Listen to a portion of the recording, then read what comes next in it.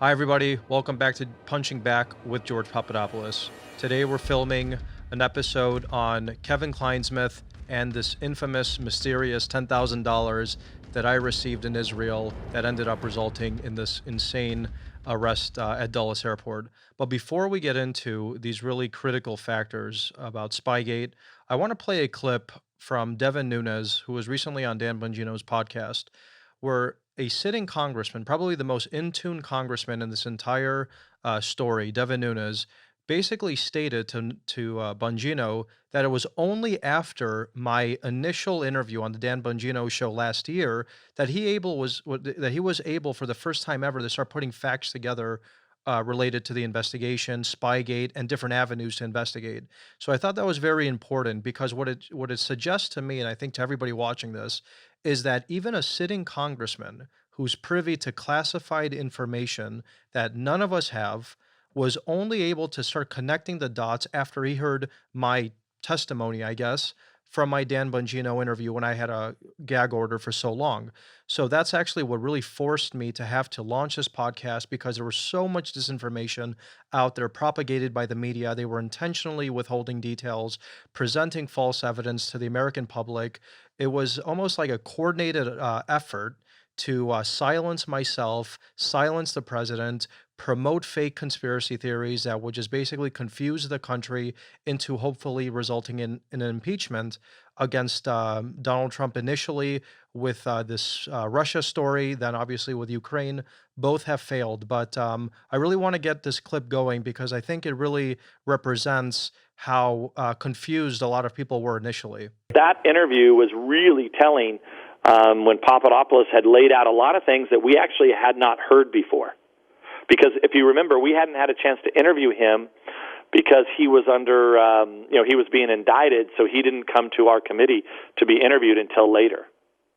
And then you interviewed him, and then we got him in, and I remember that Trey Gowdy, Ratcliffe, myself, after they had done the interview and they came outside, we had a meeting, and they said, "Wow, we actually thought Papadopoulos might be might have had some issues, but boy, it looks like the poor guy just got set up, railroaded." So what Devin Nunes was actually talking about here, which I didn't catch the first time I listened to him, was I actually testified behind closed doors in front of the House Oversight Committee in 2018. And it's a testimony that wasn't really covered that much because I think it went against the narrative at the time. And if you simply Google my testimony, you'll see that I was invited to the House Oversight Committee along with three other witnesses, Jim Comey, Sally Yates, and Loretta Lynch, to discuss FISA abuse.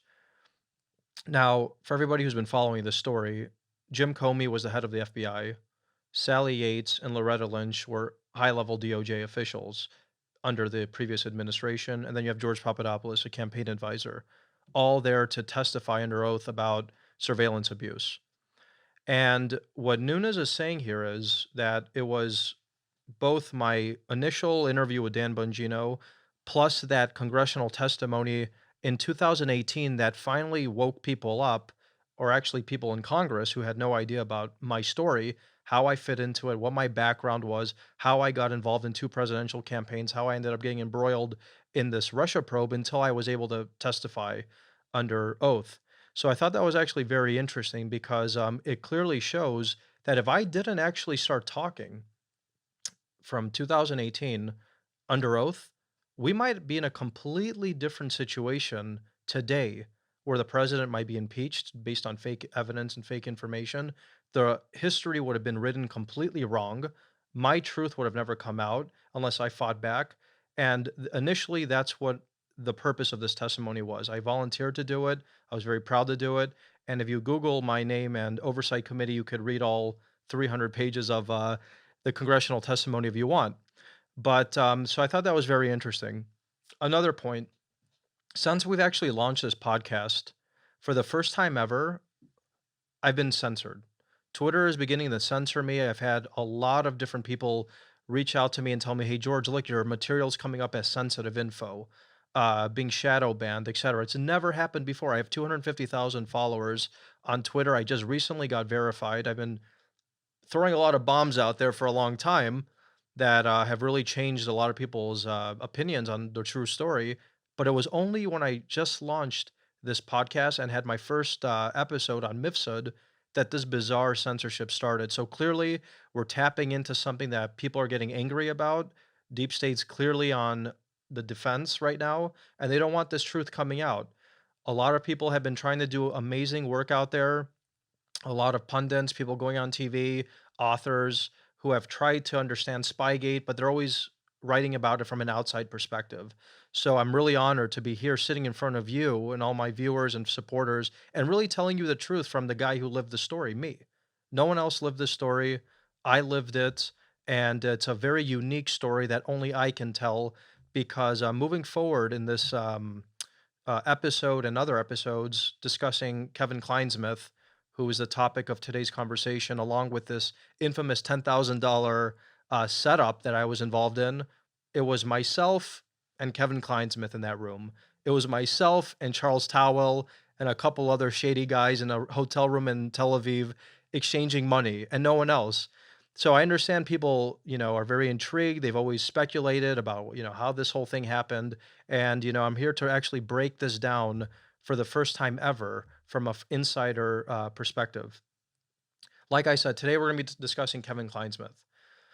Kevin Clinesmith, from some of you who might have been following the story, according to CNN and some of the other mainstream media, was a low-level DOJ attorney who got caught altering information on the FISA warrant application of Carter Page, and he was basically a nobody that had nothing to do with the DOJ at the higher levels, etc. And when you actually look into the story a little closer, this guy was no low-level official at all. In fact, he was an attorney with the FBI's National Security and Cyber Law Branch, and he worked directly under the FBI General Counsel, Jim Baker, who's actually under investigation himself. He worked on both the Clinton and Trump investigations. He's the author of anti Trump and anti administration text messages, including the infamous La Resistance text, which I think actually sparked this whole resistance movement. And as I mentioned earlier, he altered an email related to the surveillance of Carter Page, where he basically said about the poor guy, "Oh, he's not a CIA asset, and we don't know anything about him, and he's up to no good." When in fact, we later found out that Carter Page was actually helping the CIA against Russia. And according to the IG, which I'm very happy about, this guy is now under criminal investigation, and he's likely going to get indicted. So, Representative Mark Meadows, one of the congressmen that I testified under oath to, and I think he's a great patriot in this country. He was the first one who actually outed Clinesmith in June of 2018 as one of the 5 unidentified FBI officials in the IG reports into the Clinton email investigation who expressed quote unquote bias against President Trump and favorable attitude towards Hillary Clinton. And according to the IG report that was recently released, Clinesmith, or FBI Attorney 2, as he's known, sent instant messages to different people, including, I mean, I never really liked the Republic anyway. As I've initiated the destruction of the Republic, would you be so kind as to have a coffee with me this afternoon? I am clinging to small pockets of happiness in the dark time of the Republic's destruction. He later sent an instant message to FBI Attorney 1 commenting on the amount of money the subject of an FBI investigation had been paid while working on the Trump campaign. FBI Attorney 1 responded, "Is it making you rethink your commitment to the Trump administration?" FBI Attorney 2 replied, "Hell no. Viva la resistance." Very interesting because when I get into my interactions with him, he was asking me this question about how much money I was making. He also said, "I just can't imagine the systematic disassembly of the progress we made over the last 8 years. ACA is gone. Who knows if the rhetoric about deporting people, walls, and crap is true? I honestly feel like there's going to be a lot more gun issues too. The crazies won finally. This is the Tea Party on steroids, and the GOP is going to be lost. They have to deal with an incumbent in 4 years. We have to fight this again. Also, Pence is stupid." All right, let's just dissect that little paragraph for a second from this high level DOJ attorney. Whether you support or you hate any president in this country, in this democracy, you vote for those that you want to represent you. And if you don't like what they're doing for 4 years, you assemble your voting base, you get your message out, and you vote somebody out. You don't patronize voters, 63 million voters, and call them crazies. You also don't say, "We have to fight this again." What does that actually mean? We have to fight this again. We already know, according to the IEG report and just other sources, that the FBI and other agencies, which we're going to get into moving forward, were heavily involved in targeting a political campaign for the presidency's office. Now, if you have to fight an individual from being elected, what does that show about this country and what we stand for and the trust we as Americans hold in the institutions that we think protect us? It's really damaging to their credibility, their reputation, and the rule of law. And if we don't have the rule of law enacted in our country, we don't have a country itself. That's why these text messages don't only show bias. We could all, like I said, hate or love somebody and we can elect them. That's what this process is all about. But when you're openly discussing fighting a process as an FBI official, that sets a very, very dangerous precedent that only resembles something coming out of the KGB or the Soviet Union or a third world dictatorship. This guy also, as I mentioned, was alleged to have altered an email related to the surveillance of Carter Page. Now, Carter Page is a guy that I met one time in my life. We exchanged some emails, and apparently, my name was associated to Carter Page's FISA warrant application as if he and I were conspiring against the United States of America along with other individuals. Now, think about how insane this is. I've met him once in my life for 5 minutes. I've exchanged 5 emails with him. I have zero overlap with him whatsoever. I've learned more about him actually since he's been on TV the last couple of years than I did when he was a so-called colleague of mine. Yet this guy, Clinesmith, was running investigations against him, myself, and an entire campaign. Clinesmith was accused of altering an email that was used to justify the FISA warrant into Page. The email in question was sent in 2017 to the FBI that stated Page had been a CIA asset. Now, here's what Clinesmith allegedly did. He changed the content of the email to say that Page was not a CIA asset and that the IG was able to uncover errors and omissions in documents relating to the Page wiretap.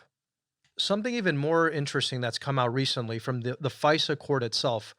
And for everybody who doesn't realize, the FISA court is a secret court that most people aren't even supposed to know exists, and we're not even supposed to know when FISA warrants are applied for and executed on Americans. Yet this is probably the most, scrutinized FISA application and warrant in history.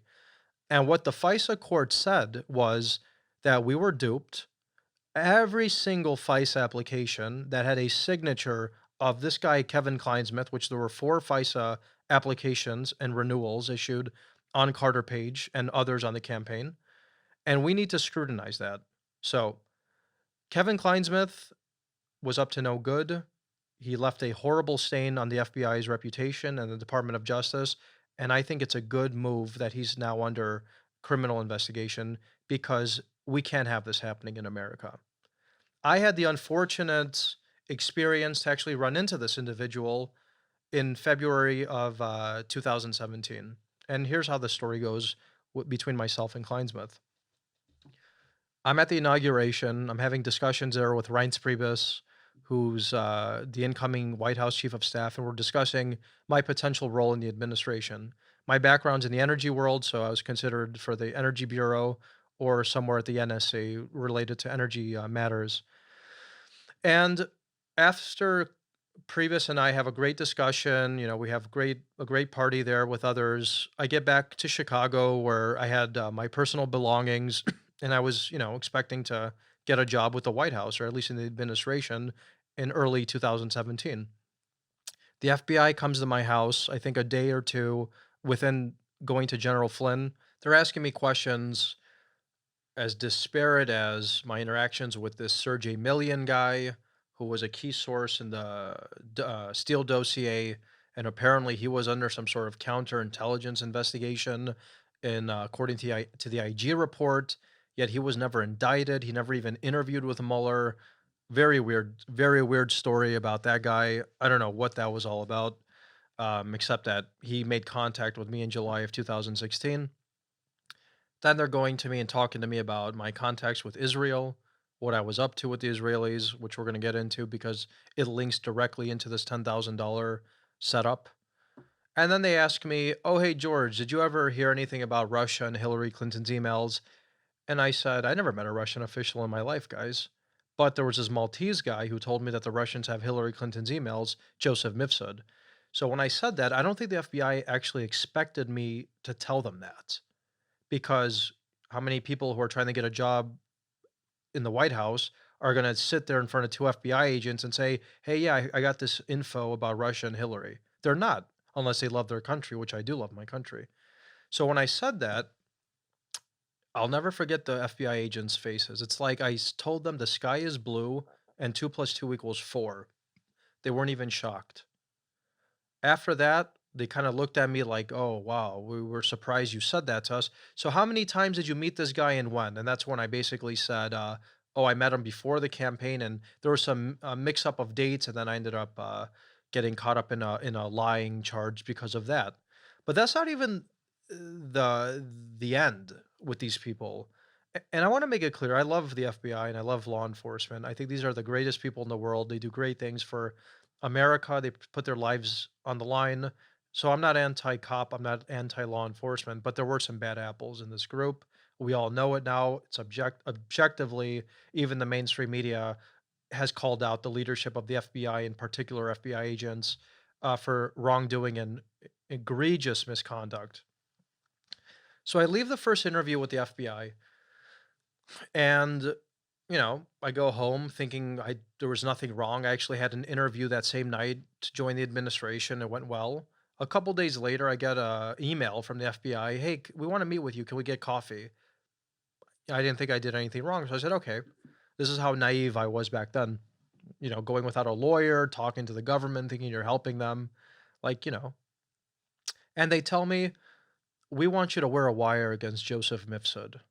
Now, Joseph Mifsud, remember, the guy at the epicenter of this entire conspiracy, who is now being looked into as being a CIA asset by the John Durham probe. Okay. "We want you to wear a wire against this guy, George. You're going to go to London. We're going to go with you, and you're going to look up this guy." Now, here's why that was really odd. When the FBI told me to wear a wire against Mifsud, Mifsud was scheduled to travel to DC to talk at a State Department conference the next week. So why would I have to travel to London, where the British were already spying on the campaign and in on whatever was going on against us, with the FBI? I mean, that is now being investigated. After I refused, because it's not my business to wear a wire against somebody I haven't seen in 10 months, let alone anybody, I told the FBI agent, "I told you everything I know about this guy. It's your job to look into him and do what you got to do." He tells me, "You're at the center of this. Washington wants answers, and nothing is going to stop this from getting to you. And we know what you're up to with the Israelis, and we're going to bust your ass for what you're doing." I stood back, couldn't even finish my coffee. I said, "Whoa, what are you talking about? What stuff with the Israelis?" I used to advise, American oil companies who were doing business in Israel. I know all the leadership over there, but what are you trying to suggest? That I'm a spy? And I think that's actually what they were trying to frame me as. And that's where Kevin Clinesmith comes into my life.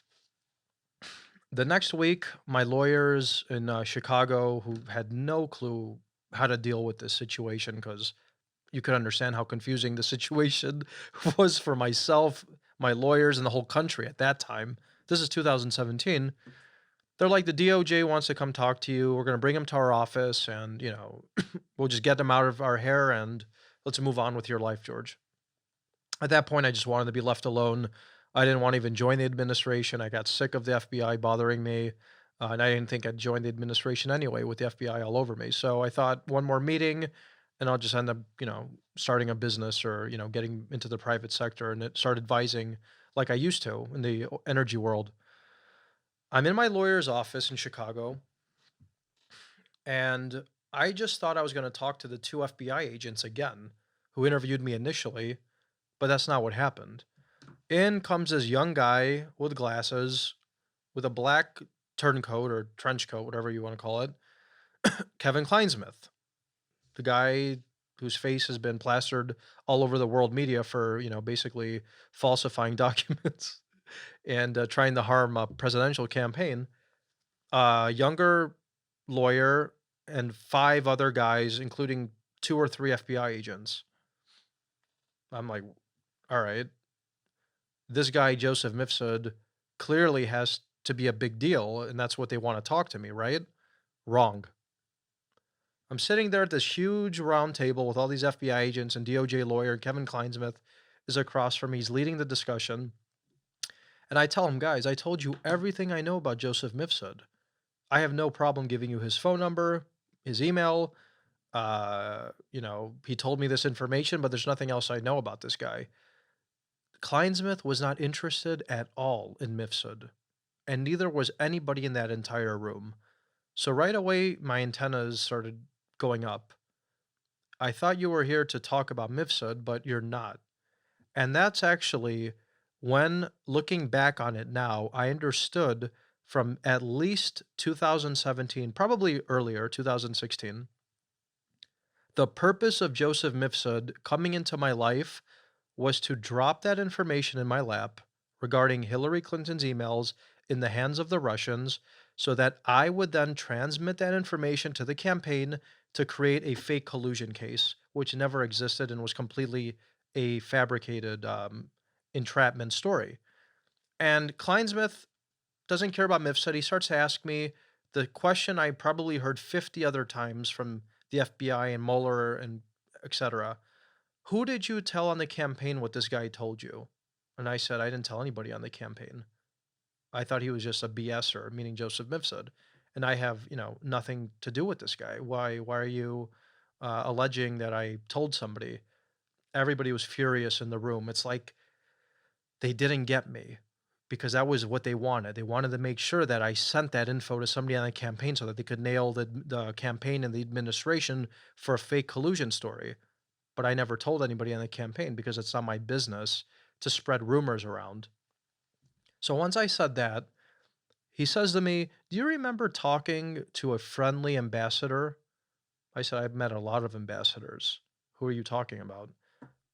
"Well, do you remember a social setting with a friendly ambassador?" I said, "I don't know what you're talking about, man." Because I honestly didn't remember. I mean, I had so many different meetings while I was on the campaign and the transition team with so many people. The last thing I was gonna remember is meeting one random ambassador who they actually weren't telling me. So Kleinsmith gets up, he doesn't even shake my hand, he storms out with all the guys and the girl that was with him and leaves. My lawyers were like, "We're done with these guys. Good job, George." Couple days later, my lawyer calls me and he says, "George, Mr. Kleinsmith from Washington is on the phone. Can you talk to him very quickly?" I said, "All right." Clinesmith tells me, "Hey, Mr. Papadopoulos, do you remember meeting an Australian diplomat?" I said, "Yeah, I met an Australian diplomat. Why?" Click, phone goes dead. Next hour after that phone call in February of 2017, I'm getting text messages from friends, business partners, and associates and family members. Oh my God, George, the FBI is pounding on my door. The FBI is interviewing me. They just came to my house. They were here for 2 hours harassing me, showing me surveillance photos of you, telling us that they know everything about you, that they were asking about your money, where you get your money, your contacts abroad, what you were up to with the Israelis, the what you were doing with Russia and the campaign. And I just literally stood back, frozen, not knowing what to do. I was just like, I didn't do anything wrong. This is a misunderstanding. They're just obviously investigating a serious matter, which we now know is a complete investigation. And I was having brunch with my friend, and I write about this in my book too, which I think if you really want to understand this in a chronological manner, you have to pick up my book, Deep State Target. I'm sitting at brunch with my friend, and he gets a call, and he picks it up, and I'm hearing a voice on the phone. This is the FBI. Are you this person? And we're outside the restaurant where you are with Papadopoulos. And I was just like, wow, like, what is happening in my life right now? I'm thinking in my mind, I'm being something. What did I do? Is this a really serious issue? Should I tell somebody? I mean, this is the FBI. Do I tell somebody in the administration? Do I tell the media? I was just shell shocked. I didn't know what to do. Um, After that, things calmed down for the moment. And that's when that Israeli stuff that my friends told me the FBI were messaging about and my first interview. And that's why this quote, which was, I think, strategically overlooked in the Mueller report, is so critical to understanding the illegal, illicit spying that was conducted about me, on me, had nothing to do with Russia, had everything to do with the Israelis. And let me read directly from the Mueller report.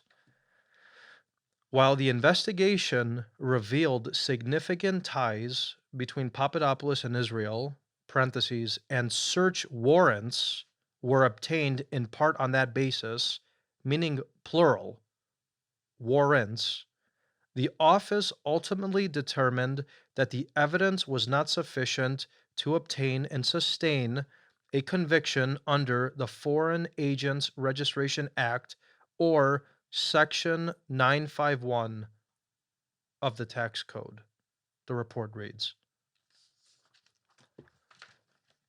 You don't need to be a political pundit to realize that Israel is probably America's biggest friend in the Middle East, um, and that the U.S. probably has the closest security partnership with Israel out of any country in the world.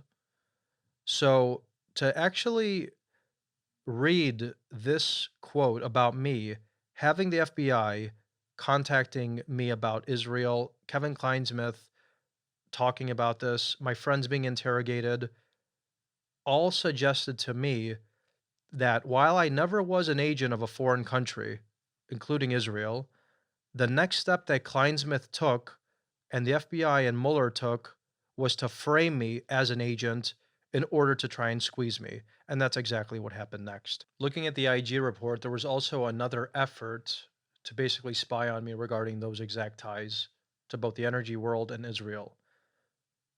My meeting with Alexander Downer was about Israel. And my meeting with Source 2, who's in the IG report, who's now I revealed to be Stefan Halper, was recording me and spying on me about the Israelis, okay? So after my friends and family and business associates are being harassed and basically interviewed, and they're starting to hide from me, a guy called Charles Towell and David Haivry contact me a week after a week after the FBI is doing all this crazy stuff. And they're like, "Hey, we've heard a lot about you. Can we meet with you? We want to talk business." And at that point, I didn't think I was going to get a job in the administration. I had to obviously pay my bills, so I had to figure out what I was going to do with my life at that point. After the FBI seemed to have destroyed my entire career in about 48 hours. So I meet with this guy in Chicago, about mid 60s, very smart guy named Charles Towell, and we go to this kosher restaurant and we're talking.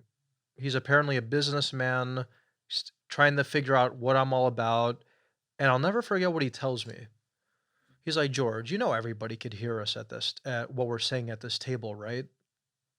And it just struck me as odd. It's like, what are you talking about? Are you wearing a wire? I mean, this was all going through my mind. What do you mean everybody can hear what we're what we're talking about at this table? He's like, "Well, sometimes you get money and you just gotta stand next to people and, you get paid for that kind of stuff." So we started talking a little nuts right off the bat. Guy is 65 years old, mid-60s, talking business with me, talking in circles, not really understanding why I'm meeting with him, what he wants to pay me money for, except that he made it kind of clear that people were listening in on the conversation, and then he took a picture of me after the meeting. Not your typical lunch, right? This is a couple days after all this is going crazy with the FBI. I then go to Greece, where I'm having my annual vacation in Europe with my then girlfriend, now wife Simona. So then I'm having a beautiful vacation in Greece at the time. This is May 2017. I leave the US. I meet her. We're vacationing in Mykonos, and this guy contacts me. This guy, Charles Towell. At the same exact month that there was a FISA application renewal on Carter Page that was signed by Rod Rosenstein. All right. Because months matter in this story. Chronology is incredibly important. And that's why I have to lay out these months so you could all understand how everything fits in. May 2017, FICE application renewal is renewed by Rod Rosenstein on Carter Page. Carter Page hadn't worked for the campaign for like 8 months at that point. So, what were they actually really looking into? And why was my name actually in a footnote in Carter Page's FISA application? This is something that's still classified, and I hope it's going to be declassified, but I'm pretty sure I understand what it was. It was something that the New York Times and ABC News told me that there was a FISA warrant executed on me. And I think what this guy Towel was all about was finding probable cause to try and set me up for being a fake agent of Israel. We go to Mykonos where I'm just having a good time. He's there, he's talking in riddles again, and he leaves. And he tells me, "I'm in Israel now, George. You must come to Israel and we need to talk business. We're going to solidify this business agreement and everything is going to be incredible." And he had a cast on his arm. I'll never forget this cast. One day he would have the cast on, another day he wouldn't have the cast on. And I always would look at his cast and I'm like, this guy has a wire on him. This guy's doing something. I'm not 100% sure. There's something shady about him, but he's too old to be pulling an informant thing on me, right? I mean, because I didn't expect like a mid-60s guy to be pulling something like this. So I kept looking at his cast and I was just careful. I let him do all the talking. I was not even talking around him. I just wanted to see if he was legit. He had, a real business proposal. He goes back to Israel. I'm finishing up my vacation. He's like, "I'm going to fly you out to Israel." And Israel from Greece is about an hour and a half flight, so it's not a big deal. So I fly to Israel, where I'm expecting to finalize a consulting agreement on something, right? Like he's been talking about for months. The moment I get there, this is something I detail in the book, and the FBI knew all about. He puts me in a room with this guy named Shayar Bell, who, if you Google this guy, you'll see he's the CEO of a company called Terragence, which the FBI and the CIA are clients of, and they deal with basically manipulating social media for elections. So right there and then, I knew I was being framed. I said, "Okay, they got me. I'm in this room. I shouldn't be in this room. They're talking crazy about things I have nothing to do with, but now I understand what's happening. This is all a setup. I'm in a foreign country. I don't know what to do." This guy's, mid 60s. This other guy's talking about the CIA being a client of his. I'm in a foreign country. I don't speak the language. How do I get out of this situation? It gets even more weird than what just happened initially. We go to this hotel where he's basically talking to the receptionist. I'll never forget this. And the receptionist has a stern look on her face, like she knows what's happening. He's talking in Hebrew. She's looking at him like her face goes from a smile to very like stern. "George, I have a room for you. Go to your room. I have a room next to you." I'm going up the stairs, and I'll never forget, I noticed the maid at the end of the hall.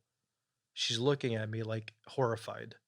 Like, you're about to go into a room that has been used for other things before because she was just like staring like very like shocked or scared, or it was like a really odd look. I'll never forget it. She was like an Ethiopian maid who was just very like I still remember her face to this day. I go in the room and Charles calls me into his room and he pulls out $10,000 in cash. He's like, "This is money for you." Now, no one pulls out. First of all, uh, who carries cash at all nowadays, let alone $10,000 and $100 bills in your room? You know what I mean? I'm in this room and then I'm like, "Oh, wow. So you're giving me this money for what exactly?" Sometimes you get paid to stand next to people, George. All right, I'm getting worked here. Do I take the money and this guy could have, am I gonna have the FBI break through the door? Or do I decline the money and then I could get attacked in this foreign country? A million things were going through my mind. So I was thinking I'm gonna take this money, and once I get out of here, I'm gonna go to my lawyer. I'm gonna give it back. June 11th, he gives me the cash in Israel. June 12th, I fly to Cyprus, and do you know what's going on between June 12th and June 18th, the days I'm in Cyprus? Maybe it's a coincidence, but I don't think so, guys. Andrew Wiseman, Andrew Wiseman, who was running the Mueller probe, starts a series of Cyprus MLAT meetings with the FBI. Now, what is MLAT and MLARS?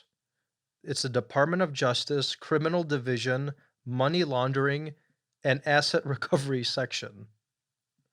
This is the lead U.S. litigating agency on asset recovery in kleptocracy matters. Its personnel also assist in requests from foreign jurisdictions for information and assistance in recovering assets from corruption and other crimes.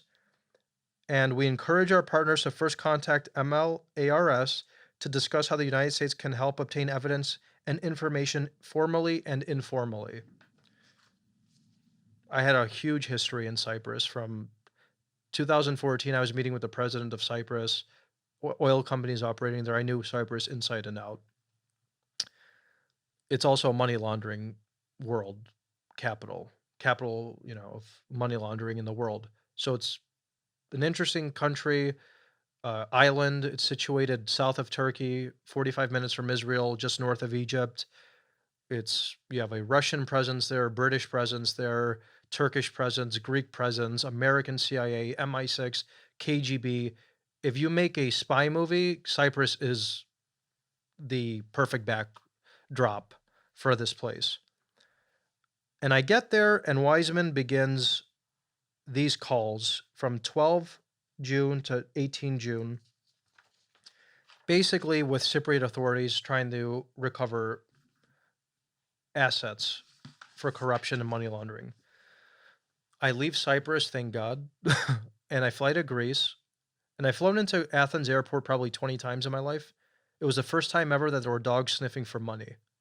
Did you know that dogs can sniff for money? I didn't know that until I landed at the airport, but they were. And I had $10,000 in my briefcase and 400 euros in my pocket. And the dog went to my pocket and sniffed the money. And I spoke Greek to the security guy and they let me go. And my heart was pounding. I said, all right, I just escaped the biggest bullet in the world. I go to my lawyer. I say, this guy gives me this money. I don't want this money. I don't know why he gave it to me. I want you to take it, contact him, get it back, and tell him never to contact me again. I also message Charles and I tell him, take your money back. He says, I don't want my money. I say, take your money back. He says, why don't you fly to Cyprus and give me my money back in Cyprus? Think about what I just said.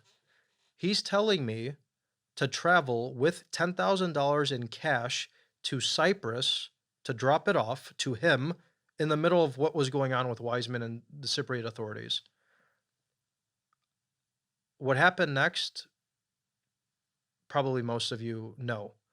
Instead of me probably getting arrested for a setup in Cyprus, as I was flying back to Dulles Airport in the United States, I had 7 or 8 FBI agents waiting for me with handcuffs. and putting me in a room that's really designated for the President of the United States when he lands at Dulles. And they're looking for money. They're looking for money. Now, how would they know to look for money? When they arrested me, I said, I didn't do anything wrong. They're just going to bother me about this $10,000. I don't have it on me, so there's nothing they can do. And looking at the FBI agents' faces regarding this episode with the cash, it's there that I learned that they set me up with this guy. And when they didn't have the cash, they didn't have a crime to convict me with, they didn't have the money laundering stuff they wanted to put on me, the foreign agent registration stuff, their entire case dissipated in front of their eyes based on this $10,000. When I went in front of the magistrate the next day, they didn't even know what to charge me with. They came an hour late to the court and said, oh, we're going to charge him with obstruction of justice for deleting a Facebook account and lying to the FBI, and we want him in prison for 25 years. I didn't even know what I lied about at that point. That's how ridiculous the whole thing was. But by leaving this $10,000 with my lawyer, where it sits to this day, which Congressman Devin Nunes told Bob Mueller to his face at his testimony about the 10,000, and Mueller didn't know what to do. Before you arrested George Papadopoulos in July of 2017, he was given $10,000 in cash in Israel. Do you know who gave him that cash? Again, it's outside our ambit, and questions such as that should go to the FBI or the department. But it involved your investigation. It involved persons involved in my investigation. Thank you, Mr. Chairman. This money, I promise you, is going to be the straw that breaks the camel's back. It's going to lead directly back to the FBI or the CIA or one of these agencies, maybe even the Mueller team. And it's going to highlight how corrupt this investigation was in terms of fabricating evidence, entrapment, and setting various people up to make it look like we were up to no good. It happened with myself. From the General Michael Flynn story, you can see during his interview, he basically was told, don't have a lawyer, we're not here to get you in trouble, but they were clearly looking to get him in trouble.